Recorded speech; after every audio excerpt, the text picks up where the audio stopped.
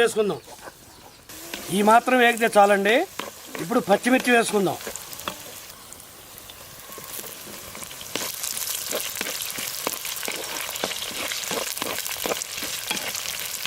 ఒక 2 నిమిషాలు పచ్చిమిర్చి వేసిన తర్వాత టమాటాలు కూడా వెంటనే వేసుకుందాం. ఓకే,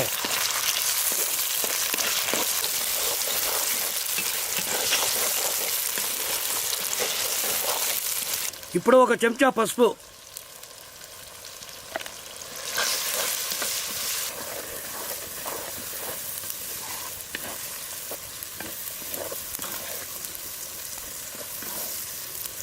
ఇప్పుడు మనం ముందుగా నానబెట్టుకున్న చింతపండుని పిప్పి రాకుండా జ్యూస్ వరకు తీసి పోసుకుందాం. అందులోనే నీళ్లు పోసుకొని మీ చిక్కదనానికి సరిపడా సరి చేసుకోండి.